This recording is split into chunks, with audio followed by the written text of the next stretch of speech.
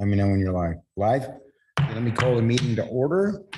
Any public comment? Do you have any public comment? Emails? I have none. Nothing? Okay. So we'll now go into closed session.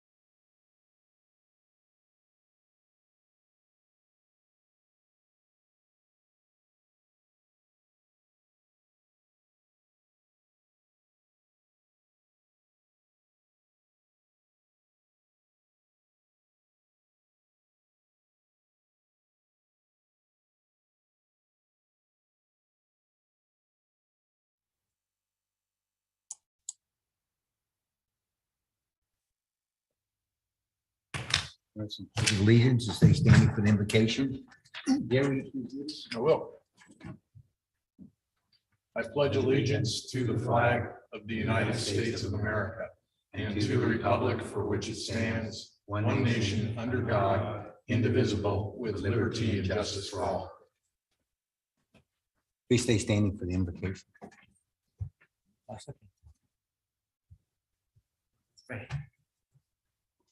Heavenly Father, you're a good God.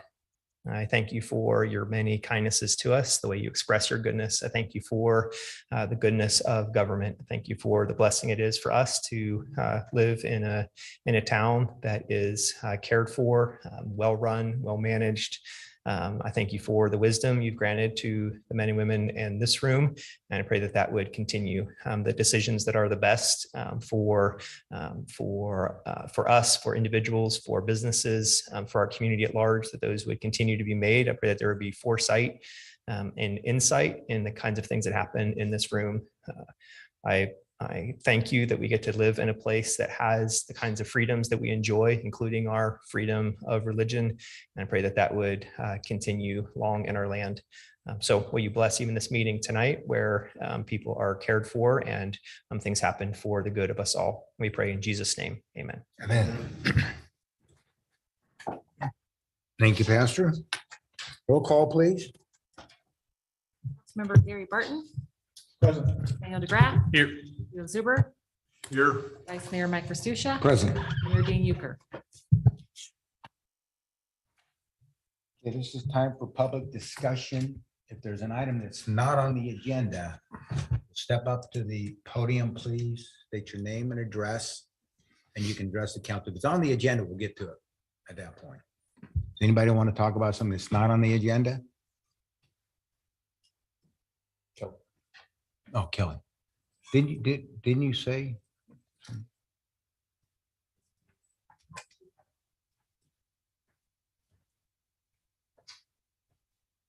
Good evening, city councilors. My name is Kelly Donahue. I'm the president and CEO of the Ripon Chamber of Commerce, located at 104 South Stockton Avenue. I wanted to announce that next week, the Chamber of Commerce is hosting our annual installation and awards dinner at the home of the chairman of our board, Dr. Debbie Daniels. We are saying goodbye to two longtime board members, Leo Zuber and Daryl Bartels, and welcoming two new board members, Carlos Blanco from Primo's Restaurant and Tequila Bar, and Ed Mulder from Weaver Insurance Agency. We are also giving out a variety of awards, including Business of the Year to DeGraff Development, New Business of the Year to Alpine Climbing Adventure and Fitness, Citizen of the Year to Annette Schroen, Officer of the Year to Officer Kaylee Nett, and Firefighter of the Year to Firefighter and Paramedic Zach Feist. So I wanted to formally invite you to all come if you can. We would love to see your faces. I know some of you have already gotten tickets, so I look forward to seeing you there as we celebrate business and community. Thank you. Thanks, Kelly. You'll miss Leo. I will. I know you will.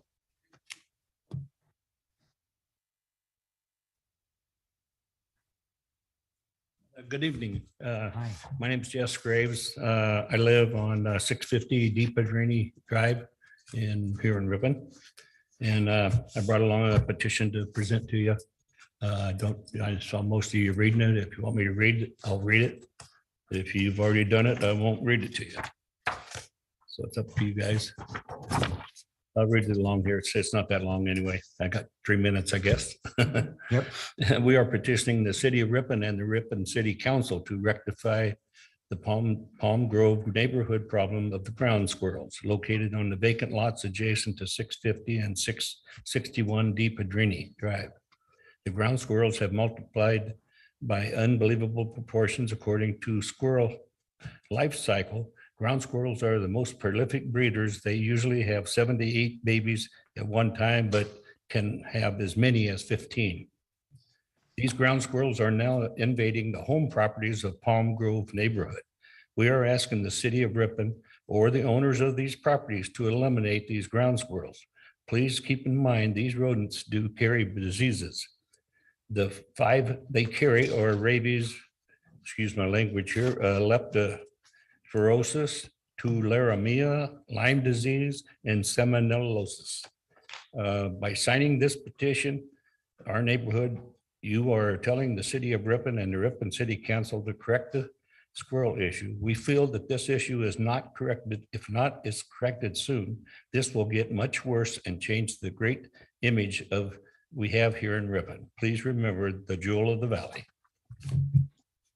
Thank you. Appreciate it. We can't act on anything tonight, but is there somebody he can talk to about that, Kevin, please? If he wants to contact me directly, I'll get him in touch with the Okay, right. staff Kevin member. Warner is the city administrator. If you don't mind contacting him, and we'll figure out what we can do Okay. to help out. All right. Thank you. Thank you.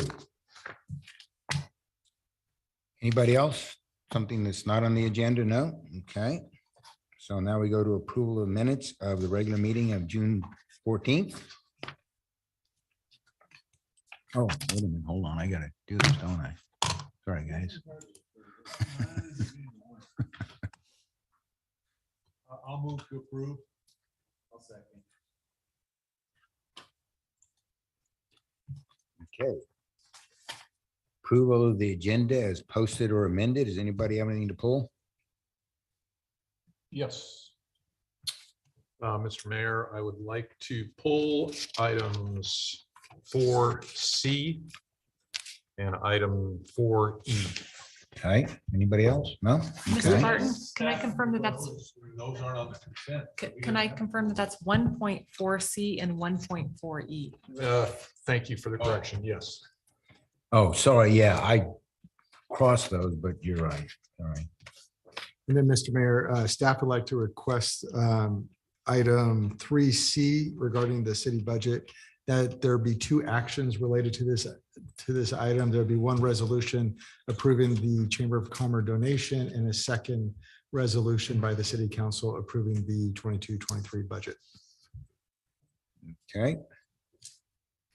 So with that, do we have approval of the agenda as amended? I'll move to approve as amended. Have a motion? Second. Whoops, hold on. I gotta do this. All right.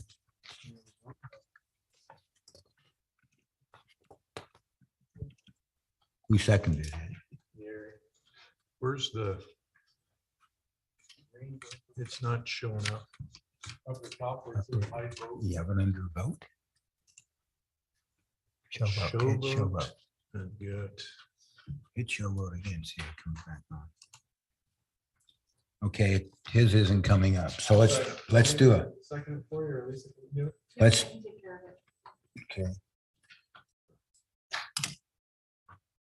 Yeah, my first one didn't, the approval of minutes didn't show up either. so no, Something was going on. I noticed that because it was a 3-0 vote before it was here. yeah, something's wrong with his computer, Hunter. Well, we just made you vote. Oh, there we go. Okay, got it. It's up. Thank you. Okay. Thanks, Lisa. It passes 4-0. Approval of consent calendar is amended. I'll second that.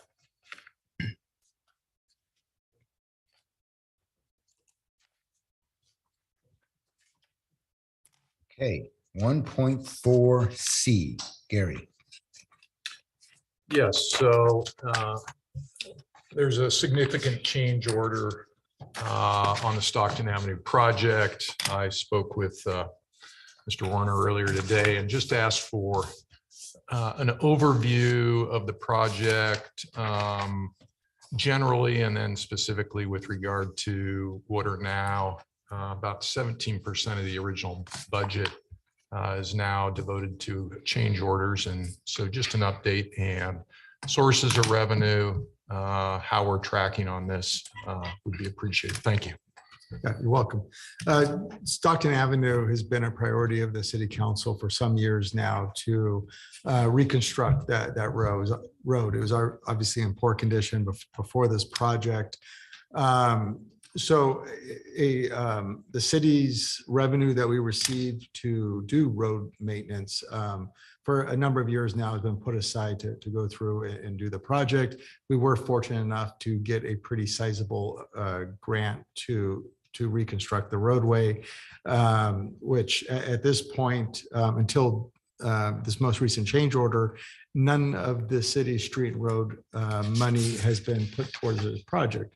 With the approval of the change order tonight, it would be about $60,000 of street and road money that would go to what you see as far as roadway improvements on Stockton Avenue, which is a pretty good value. Also, as part of this project was a large amount of underground work.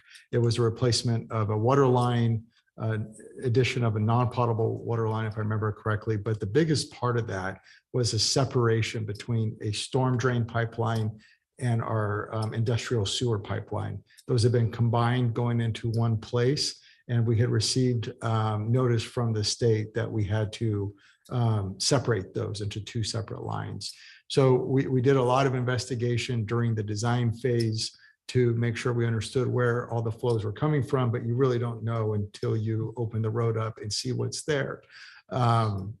And this is a lot of these underground utilities were installed some time ago, didn't have real good records as to what was going to be there. The other part that is created, so just a lot of those unknowns with the underground created a lot of those change orders.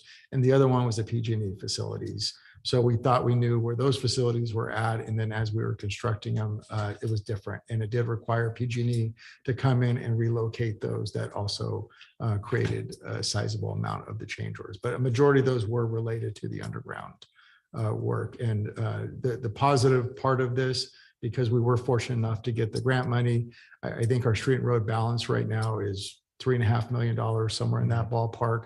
So in the budget tonight, there's 3 years of pretty aggressive street and road projects to go out and move forward with. Very good. Thank you. You're welcome.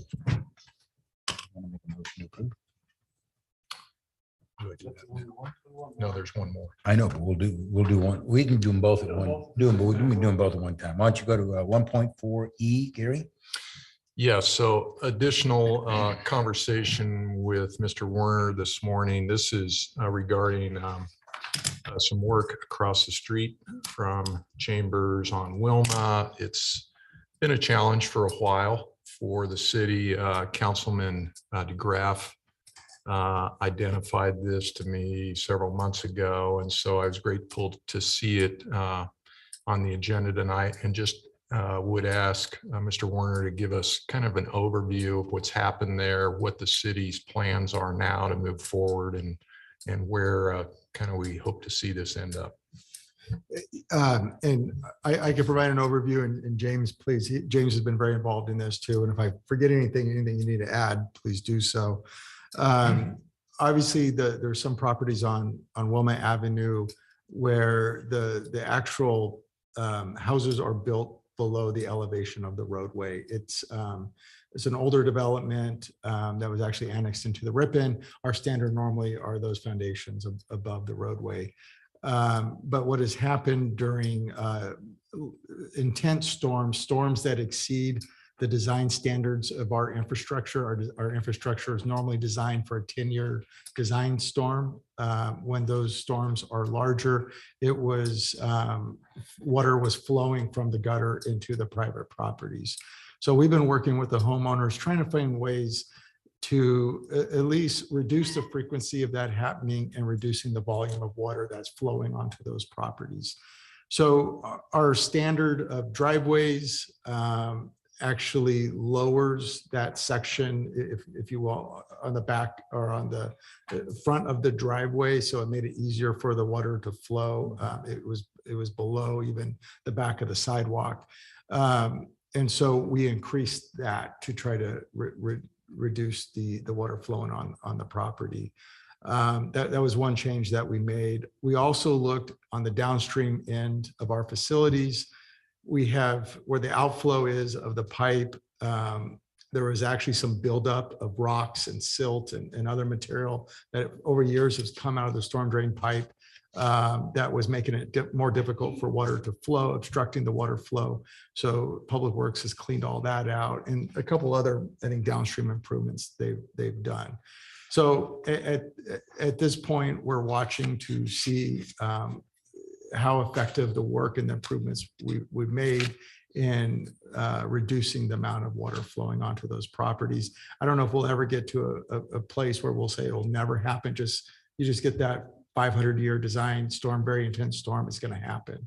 But hopefully make it more reasonable. It doesn't happen on a more regular basis. What's happened though with the most recent configuration of the driveways, we've had a 20-year storm and they worked quite well. Water did not flow onto those properties, but with the curb that ended up there, it did make it more uncomfortable for those property owners to drive up on there. So what is being proposed is to provide a more shallow slope on that curb. It would extend to the edge of the asphalt, and we would put a pipe under that curb to allow the water in the gutter to flow. There is a drain inlet just upstream of that driveway, so it shouldn't be a lot of water into that pipe. But hopefully that makes it a little bit more comfortable to drive into those driveways. Yeah, good. That was a tough transition, I know, for those homeowners. So It's I'm been tough. grateful to see that, yeah, you're on that. Very good. Thank you, Kevin. You're welcome. So when you're done, have Dean take his vehicle to see if he can get over the top of it. That's the test. That'd be the test. Good? Good. Okay, anything else? So let's vote to approve 1.4C and 1.4E. Second.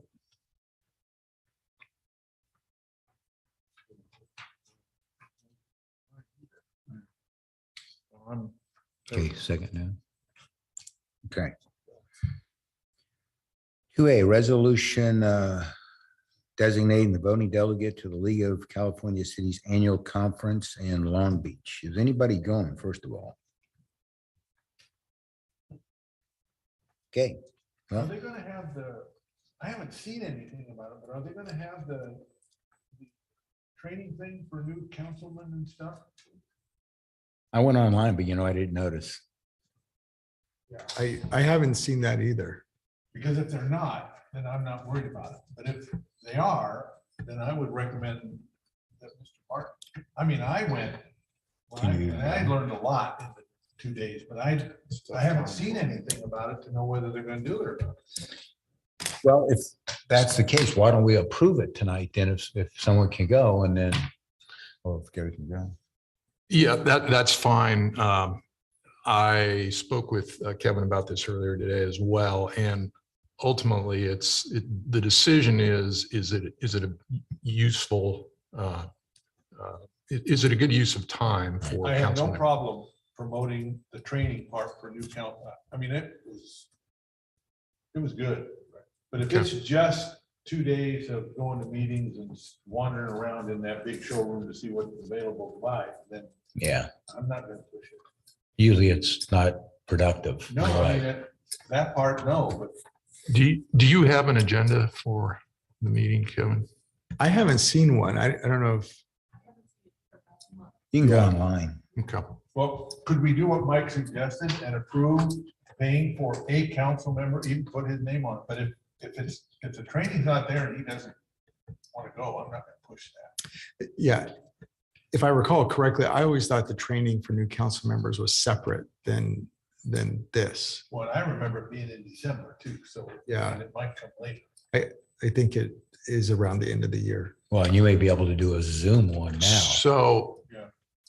there was a training associated with League of Cities that already happened. I think it was in For new January, council members? which I attended on Zoom for new Oh. council members. Oh, okay.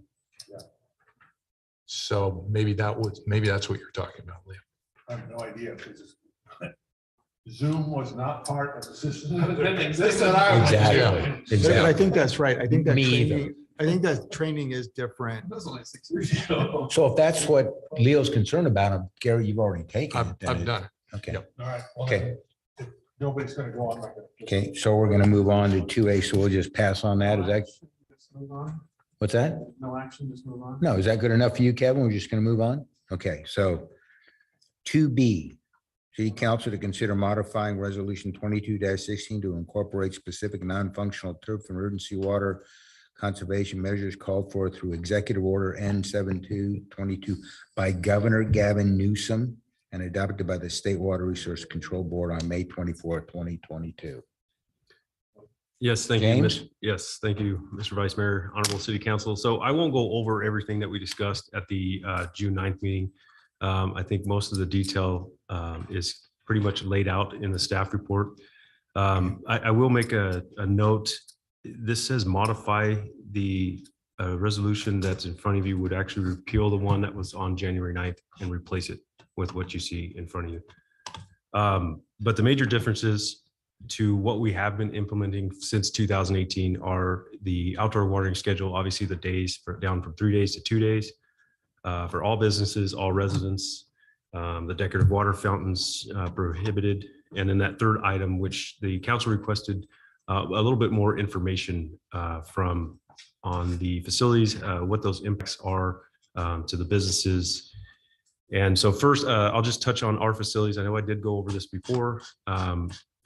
So the facilities that the cities own or that are impacted are here: City Hall, the Senior Center, the Veterans Museum, Animal Shelter, and then the 2 potable well sites. Summarizing what's in that staff report, we're looking at approximately $70,000 to either get the irrigation switched over to non-potable or to revise that landscaping to eliminate the non-functional turf as defined by the state's resolution. Once we do that, the city would then meet compliance for that resolution. And then the private businesses. So we've completed that survey to determine the locations of that non-functional turf.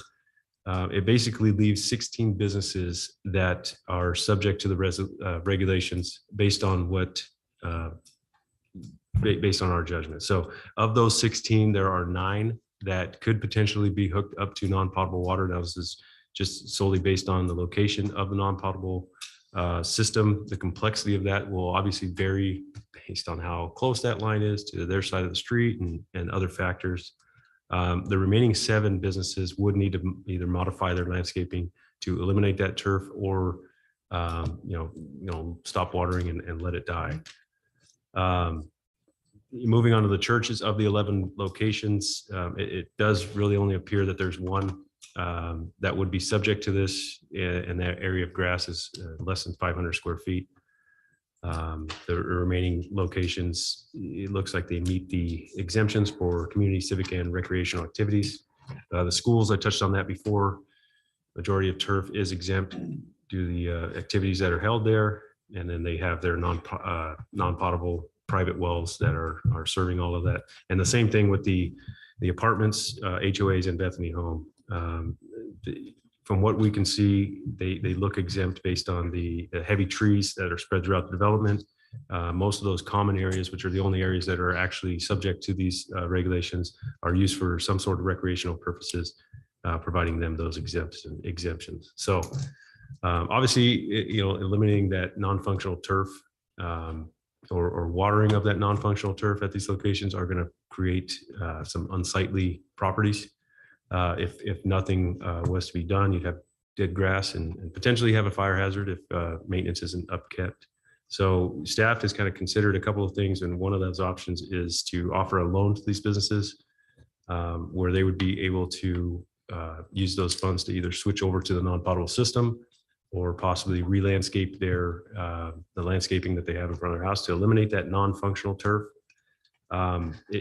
It's hard to tell what those costs are going to be. I kind of put a little range in there of $2,000 to $30,000. You could be looking at more depending on the development and depending on if it's going to be a little easier to switch just to a non-potable if you have a large landscaped area.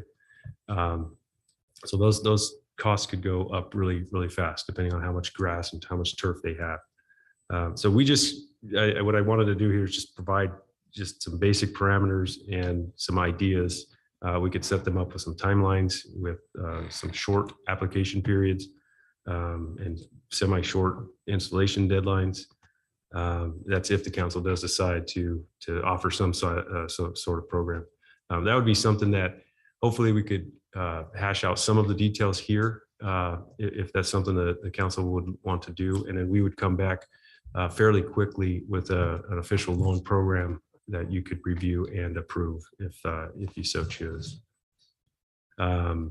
The attached resolution, so really the biggest difference between this one and the one that you passed on June 9th is the penalty enforcement for violations specifically related to that non-potable irrigation of the turf at those commercial sites.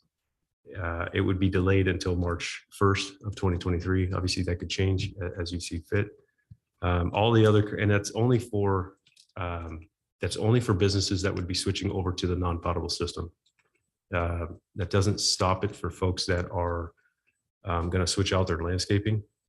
Yeah, and the reason for that was just to not have those folks lose their investment. If they're going to switch out their landscaping, they're kind of losing that investment on that turf anyway. That this way to extend that, and they don't have to replant the turf, if that makes sense. So everybody else would be subject to the new regulations. And then moving forward, we're going to continue our education and outreach. All businesses and residents will receive flyers this week with the new watering schedules. I know the Consumer Confidence Report went out a couple of weeks ago, and that had the new watering schedules in there as well. The website's been updated. We will have another Nixle reminder that'll go out soon. We've got ongoing patrols with our staff, distributing informational door hangers, flyers, warnings, and issuing violations as needed. We'll continue to offer the select rebates that we do have. And then depending on what's decided here tonight, staff would be reaching out to, the biggest challenge with this will be those commercial, industrial, and institutional locations, and us reaching out to them directly. There's a couple different categories that they're all going to fit in depending on what situation they're in. And I think our main focus will be to be reaching out to them, letting them know, what category they fall in, what opportunities they have, to make sure that they're on, that they understand that they don't just let their grass go if they don't have to, or what avenues they have moving forward. So the recommended action tonight would be to consider approving the attached resolution. Additionally, authorizing staff to move forward with modifying our irrigation and our landscaping at the city facilities, and then whether or not to move forward with the loan program for businesses. So with that, I'll hand it back over to you, Mr. Vice Okay. Mayor. I know I see notes in front of people, so who wants to talk first? James, has there been any notification to this point to these businesses that there is something pending that will likely result in one of these or a couple of these actions on their business? There hasn't been, other than as businesses have contacted us, asking us what's going on. So we kind of told them that things are in the works, and as soon as we get direction, as something is finalized, they would be notified. The only other communication they have is the 2 days a week watering notifications. Neil? I got a couple things. Mel, turn your mic. The fiscal impact for the business loans you're estimating is about $240,000. Would that come out of the water enterprise? I mean, the money for the loans? Right. Okay. Yeah. How much is in that right now? So in the water enterprise capital, there's $3.5 million. Helps. Yeah. Not a problem. And that was just a kind of arbitrary number, No, I based on understand. that $15,000. Sorry, $7.5 million. There's $7 Oh, million. I'm feeling better. What? now. Yeah. Say it again, maybe it'll be 10 million. And to follow up on that, what is the payback time on those loans? We haven't figured that out yet. Okay. Well, yeah, and The note said 10 years. well, and I just kind of threw that out there, right? That was something that we did with the water meter installation project when we installed the water meters at residents. And I think when we were developing that, we kind of looked at that program and tried to figure out what was reasonable to what looking at that max of what that was and what a reasonable payment would be over that time period. But that's certainly something that can be adjusted and as you guys see fit. For me, given the amount of money that's available to use versus the estimated amount we're going to need, what we could do to minimize the impact on the businesses would be important to me. So if it's 10 years, I don't have a problem with that. Somebody that's going to have to borrow $30,000, $40,000 to do something, I think they feel a whole lot better if we told them it was 10 years than if it was 2. I've got the perfect solution. Uh-oh, you're gonna do it all. Instead of spending any money, I mean, if they want to, if people want to hook up to the non-potable water system, that's great. How about we set up a grant fund to help them plant trees instead? Well, they can do whatever they We want. could put $10,000 in here to buy trees for every one of the businesses and they wouldn't have to take Okay, it. but here's one of the concerns I have though with what you're saying, because I don't disagree with that. But the problem is if we continue having droughts, they're gonna come back with another thing coming down saying, now you can't even plant water trees. That's what I'm concerned about. So even going a little further on city facilities, I'd put all fake stuff in. I'd get rid of that completely because at some point, there's another drought year and another drought year. Nobody's gonna be able to water anything. Well, that's another one of my questions Yeah. farther down my list. Well, I'm just gonna say, how do you tell 16 businesses, sorry, you guys are stuck with a $20,000 bill or you can't irrigate your lawn in front of your business? I mean, We're not, Gavin Newsom is. well, I know Well, that, but but if the business wants to say, I want to borrow $50 to pay for Well, if they- 10 years to plant a tree in my grass, who are we to say no? I don't have any Exactly. problem if they want to do it. I just Yeah. try and find an alternative so they don't have to spend so darn I much don't want to be money. the guy telling them they have to do it either. No, I Yeah, got they it. get to choose. Maybe if we just have a tree giveaway program, it might be cheaper though. Can I go down my list now? Please do, but I'm serious about this tree giveaway. Wait your turn, Daniel. Page 124, there's a reference to serving water in restaurants that under this proposal, it has to be requested rather than automatic. Is there a process we're going to go through to tell the restaurants about that? It's not unusual. It's all over the place already. So Yeah, we could certainly put it on I our think you ought to. information, Yeah. our website and it's in the resolution, so we can Okay. certainly put that as part of our public outreach. in another place, there's reference to the Ion water system that we're using to keep track of how much water people use. I've been approached by more than one person in town that's associated with technology who have said, ask me whether we've looked at using that in order to see what is going on rather, I know we use it for leaks, but that breaks down your water usage on an hourly basis. I mean, I've looked at mine and it's kind of interesting actually. And whether we, maybe not now, but whether we want to start looking at the way of getting some sort of a report generated by Ion Water, maybe on a monthly basis that goes out to find these things. Because I agree with Mike, if this thing doesn't end for a couple of years, it's going to get nasty as to what we're going to do about water. And I'm not saying that we necessarily have to start doing it, but I think we need to start looking at stuff like that sometime in the future. That's a statement, not a question. I appreciate the spirit of that, but boy, there's a big brother element to that that makes me pretty uneasy. Well, if you want to get together afterwards, I'll give you about 10 more big brother things you don't even know about that they're doing already.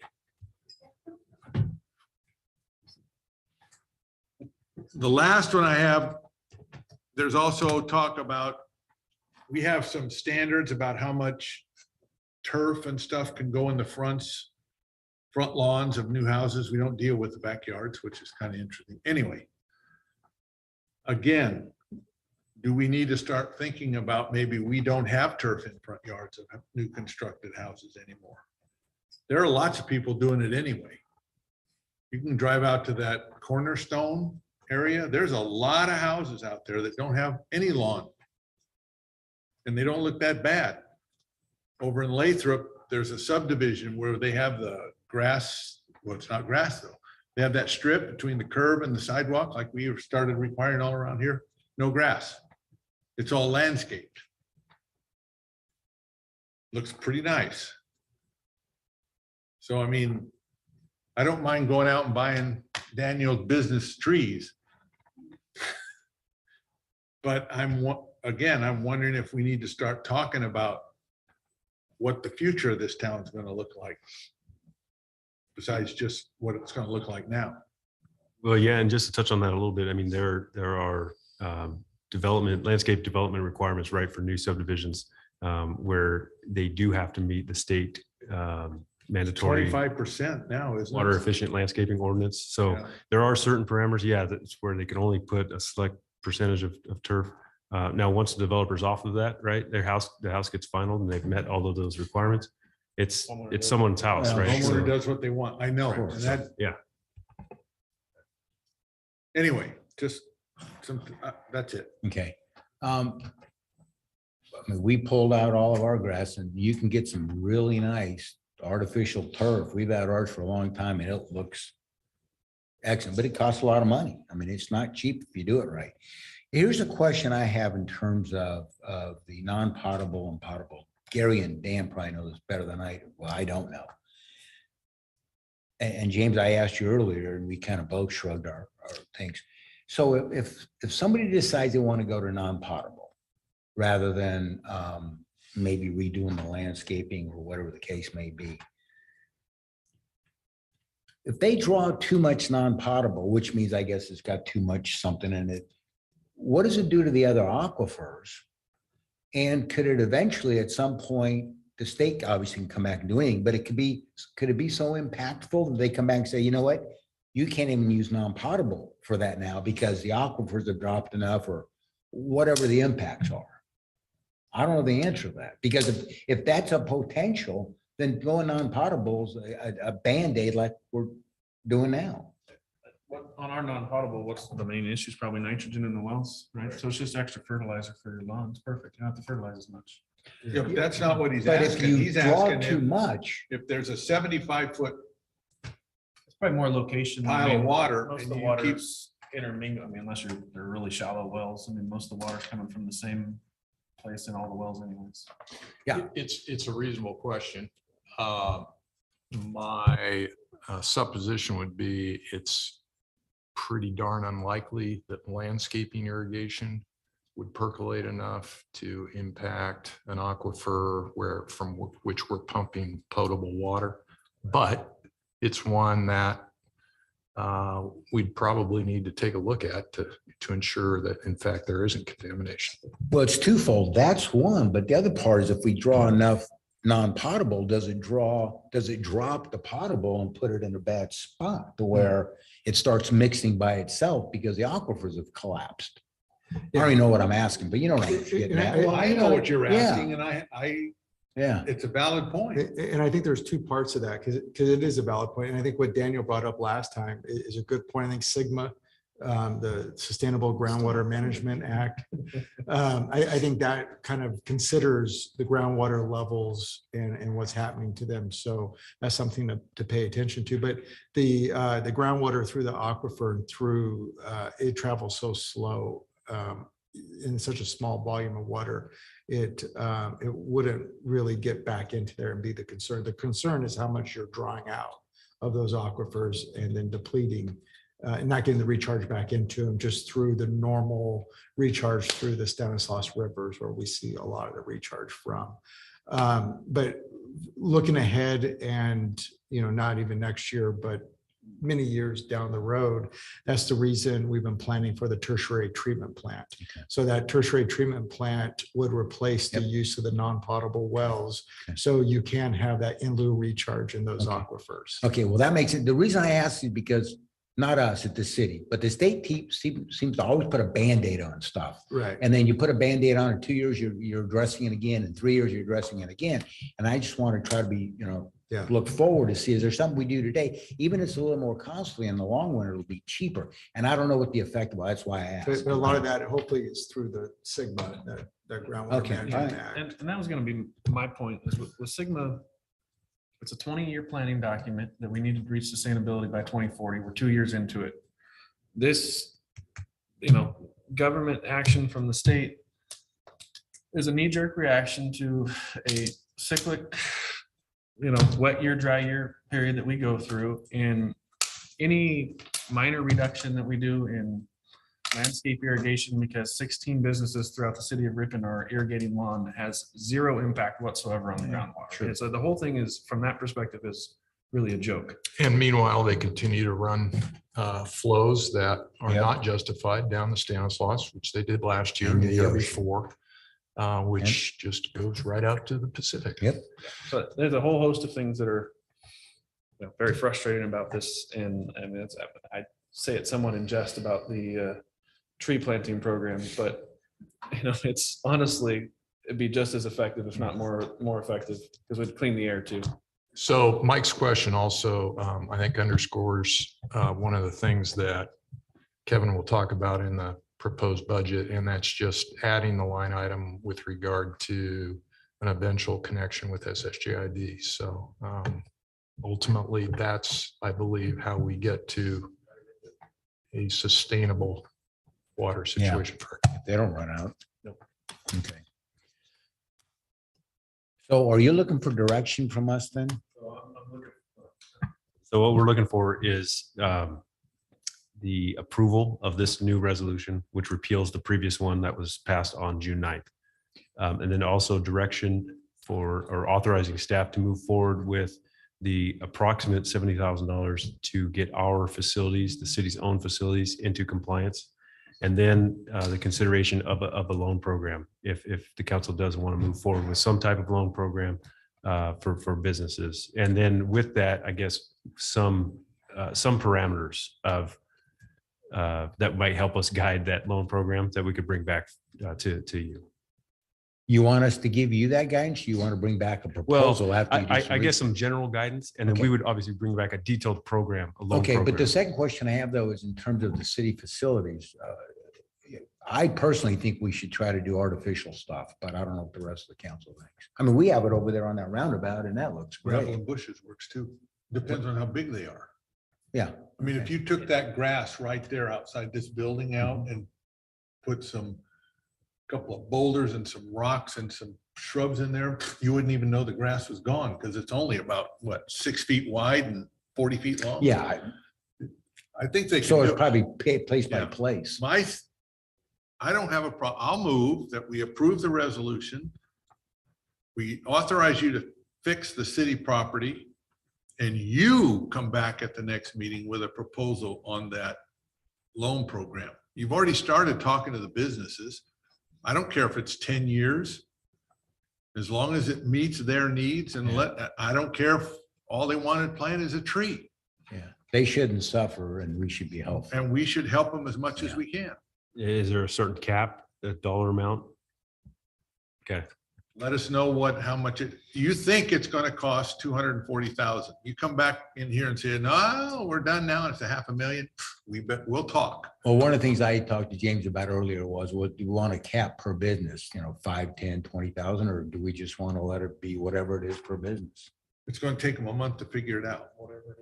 And then we can see, Okay. 'cause, you got that one place that's got 500 square, what was it? 100 Yeah. 500 square feet of grass? Yeah. Good spot for. You got another one that's an acre and a half? Yeah. Yeah, It'd be a it's, problem. it's really, needs to be customized. Yeah. to the Exactly. Business, so. You're authorized to put it in place and then bring back and tell us what it comes out to be. And as far as I'm concerned, the implementation of the warning stuff for those businesses is still held off until we get to the bottom of what it's going to take to Yep. do it. And then we'll start. Yep. As far as the residential people and stuff, have at it. What you've been warning and doing all that stuff, it's getting their attention because they're coming to talk to me. Oh, so is that where I should send them? Sure, send them. I know where you live though. If that was a motion, Yes, it was. I will second it. Okay. Is that clear enough? You can straighten it out, right? So do we need a special council meeting next week to finalize this? Mike. Sorry, James. Huh? Okay, good, thanks. Good discussion. Okay, moving on to 3A.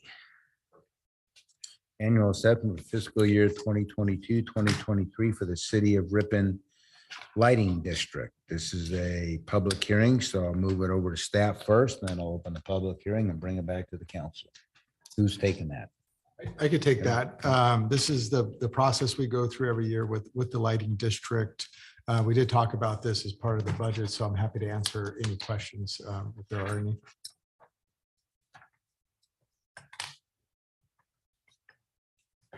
Okay, no question. Is that it? Okay, let me open the public discussion if anybody wants to discuss it.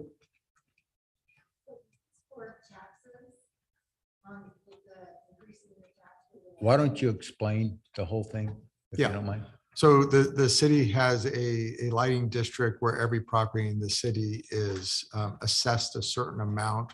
Right now, it's for a residential property is $42 a year for that property. So this process we go through allows that assessment to go on the tax rolls for next year. Yes, same dollar amount. But we have to go through it every year to do that. Yeah. Thank you for the question. Okay. Is that it? Vince, nothing? Okay. I'll move the recommended action. I'll second it.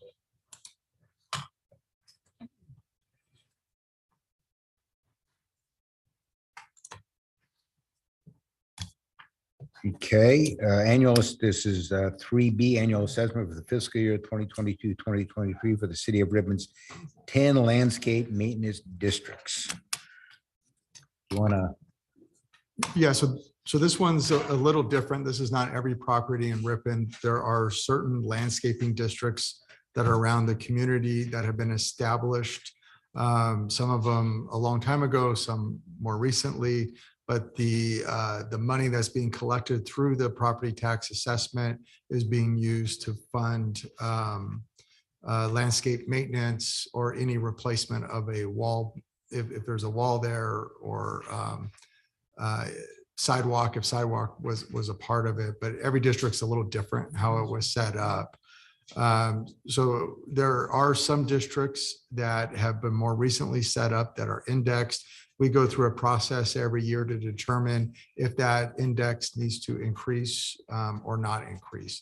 One of the questions that came up last time for the ones that we are not increasing because we are collecting sufficient revenue, if we are calculating the amount that was approved, the escalation that was approved as part of that district, and we are, and that's included in the engineer's report you have before you tonight.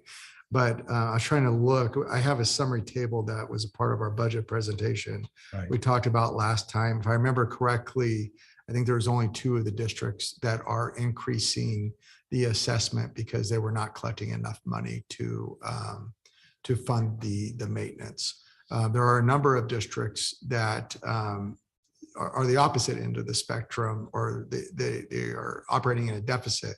So we transfer general fund money to make up those deficits, and that's about $66,000.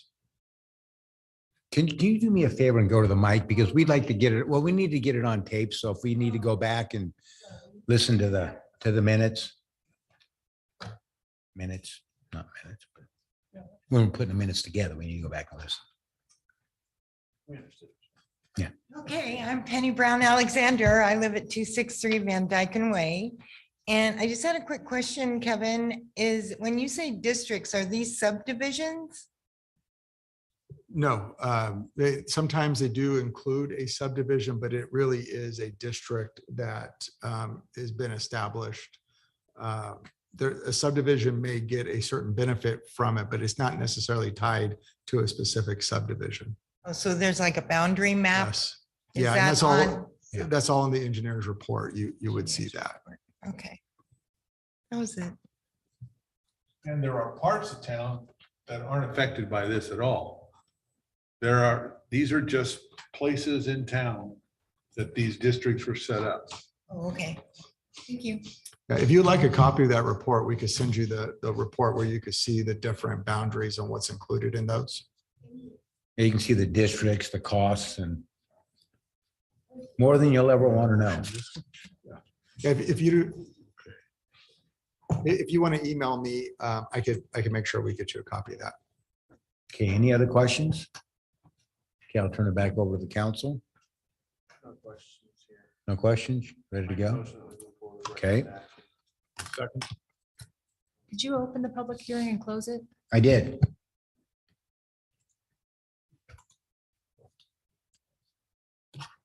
Maybe I wasn't loud, but I did. Okay, 2022-2023 city budget. This is a public hearing for the proposed fiscal year 2022-2023 city budget. Mr. Warner. So the first item of the budget is approving a resolution for the fiscal year 22-23 Chamber of Commerce donation request. Okay, Leo's gonna leave for this. Okay. Let's hit them both at the same time. That has to do with the chamber. So he doesn't have to go out twice. This is only one. Okay. The other one's related just to the budget. Yep. So for this item, Kelly and I have talked, and in the past, there was a little history. Prior to the recession, the chamber was getting a donation of $10,000. In 2008, when the city was trying to cut expenses as much as we could, there was a reduction in that base donation to $9,100 a year. So the chamber now is requesting to go back to that $10,000 donation that they were receiving prior to the recession. And in the exhibit that you have to the resolution on here list the different benefits that they provide to the city as part of that donation. The other thing that we've found, this goes through COVID, is that Kelly was great in helping us communicate with different businesses, really working as a liaison, helping us through the grant process and getting the applications from the various businesses. So we do have a couple other things that we're planning for this year. And Kelly was kind enough to offer to assist. And with that, there would be an additional donation on top of the $10,000 of another $10,000 for a total of $20,000 donation. And those two tasks during fiscal year 22-23 would be to help us with the wayfinding sign project that we have planned, and then helping us as a liaison between the businesses that may be impacted by some of the construction activities. And really the big one that we're working on as part of the 3-year street and road projects is the Locust Downtown project. That's really the first big project that would come out of the downtown study that was completed last year. So it'd be good to begin that process of notifying people and getting comments back from people on that project. So the action, if the council agrees with that, is to approve the resolution and recommend that this item be included in the city 22-23 operating budget. Okay, let me make some comments first before we move on. Are you done, Kevin? Done. So here's what I want to say, Kelly. It's been a long time since we've had somebody in that position at the city that is called down there every day if you need to get things done, or we call you and you work on stuff. The last one I remember is Dorothy, and I don't remember how many years ago we had a great relationship. And then you came along again and the relationship started up again. And so I appreciate everything you've done for the city. I mean, it's like you own the place, the way you handle things. And you work very hard for the city. You've worked very hard for all your business during COVID. Your businesses know you, like you, all your members know you and like you. The membership's grown. It shows you've got some real success and you've been very good for us. And like I've always told you, you're like our economic development arm. So I'm more than happy to do this because you've already earned what we're giving you. So thank you for bringing the chamber to just a level it's never been before, except for maybe not even when Dorothy, that was the last level, but thank you. So I appreciate that. If you keep talking, it's going to be $20,000 in a minute.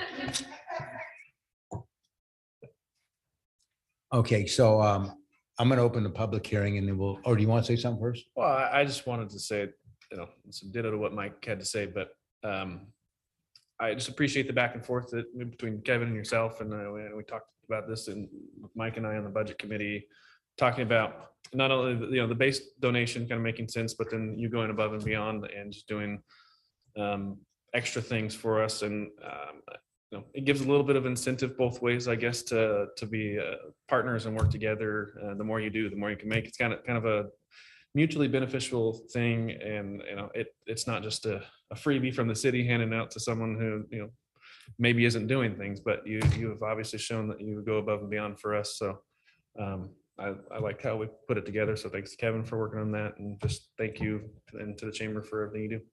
Yeah, my just aside, in my brief time here, it's just been a lot of fun working with you, Kelly, and incredibly responsive, engaged, an amazing asset to this city. We really appreciate what you do. And so this is well justified. So maybe you're going to address this, I don't know, but I was of the understanding that there are going to be periodic updates in terms of progress on some of these things. And I'm not sure how that works or if there is a timetable for how that works, but maybe you might want to elaborate on that. Nothing else, I'm going to open the public discussion. Public hearing. I'll open it up. Do you have anything you want to say? A lot of pressure. I mean, you don't have to go through the details. You haven't figured them out yet, but anything you want to add?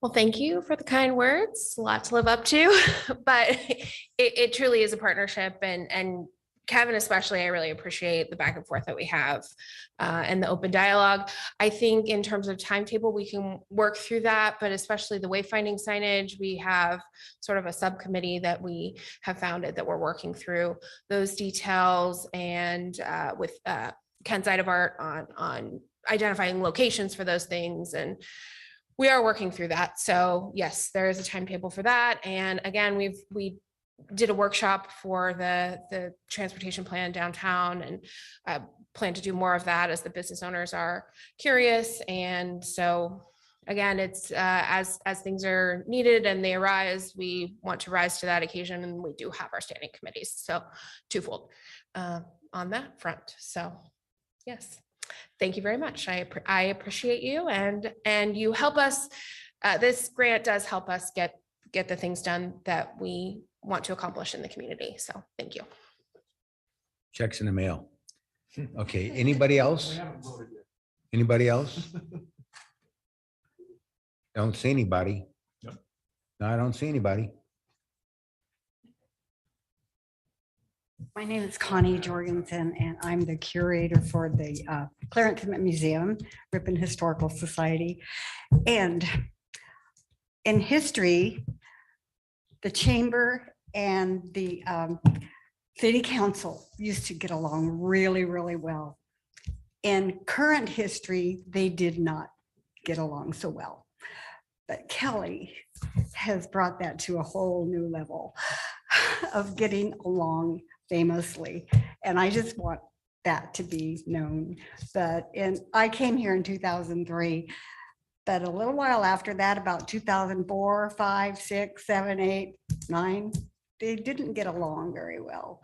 But Kelly, she's amazing. She just is really amazing. I just love her. She is great for this city. She gets along with everyone. She's amazing, and she does wonderful things for Ripon and everyone else. Yes. Thanks, Connie. Appreciate that. Give her $5, Kelly. Okay, anything else? Okay, I'm going to close the public hearing. What I will say is the signage thing, we do have a committee, the downtown parking committee, that's actually working on that. So we're the ones that came up with the markings of all the parking. And then once Kelly gets some of these bids or something and figure out where they go, we're going to get together as a committee again. And we'll actually have minutes of those because now we're doing those, right, Kevin? For city committees.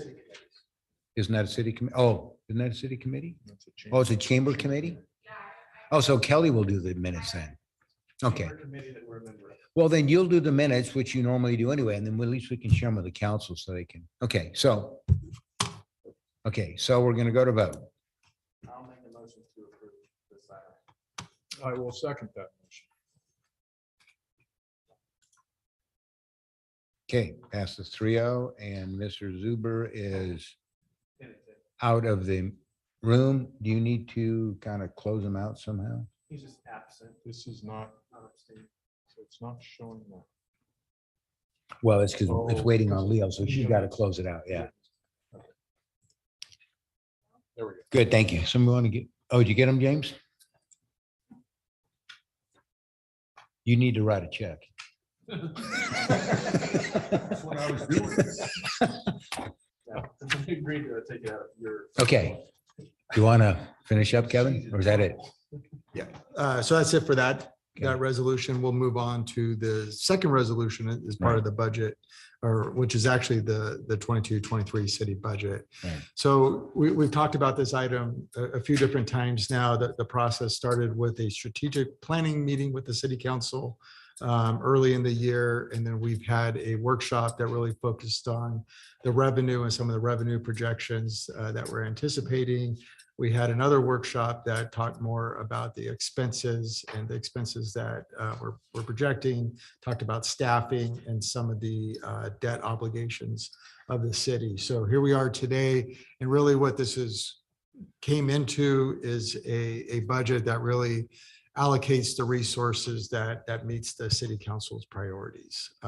So with that, I'm happy to answer any questions that you may have. You have questions? And we've seen this before. Yeah. So is there any questions of Kevin, or do you want to go to a vote? Adopt the budget. I'm ready to move that we adopt the budget as presented. Okay. This is a public hearing, Mr. Mayor. Mr. Oh, this Vice one's a Mayor. public hearing too? Oh. Oh, that's right. Okay. So I will open the public hearing. Anybody in the audience wants to talk about the city budget? Seeing none, close the public hearing. I restate my motion. I will second that motion. Okay. Moving on to 4A ordinance, the second reading and adoption. This ordinance adds chapter 9.42, adoption of a military equipment use policy to the Ripon Municipal Code in order for the police department to continue using military surplus equipment. It's the second reading. We've already been through it. Do you want to add anything to that, chief? Nothing further to add, Mr. Mayor. Okay, So are we waiving the second reading and adopting the ordinance? Yes. So moved. okay.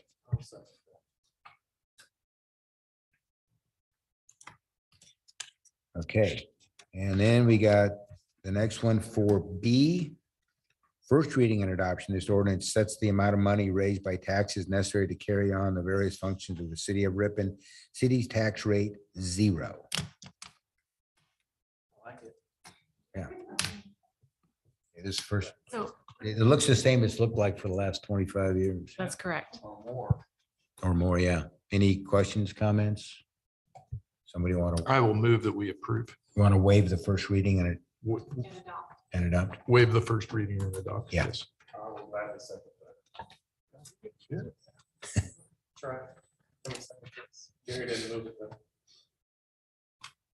Yeah, you did. I don't know. You're the seconder. There we go. Yeah, It wasn't. done. Oh, yeah, it didn't. It took its time. Okay, that's done with the formal agenda reports. Chief, anything? Yes, Mr. Vice Mayor and Honorable City Council, members of the public. I just have two announcements that are associated with each other. We have National Night Out coming August 2nd. Okay. Will be held at the Community Center from 6 p.m. to 9 p.m. This is a free event for all of our community to attend. There'll be some demonstrations and activities for all members of the public, and the police department will be serving water and hot dogs and like.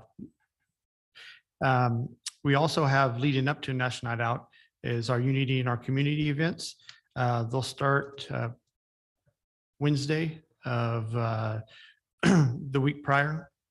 And there'll be different events that'll be advertised coming up through our social media platform, and we'll probably put out a Nixle also.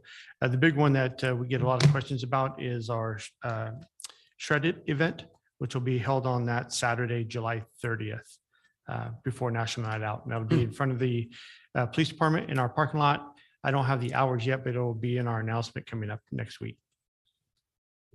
It's usually a pretty big event, isn't it? Yes, we have great turnout for National Night Out, and our Shredded event is well attended.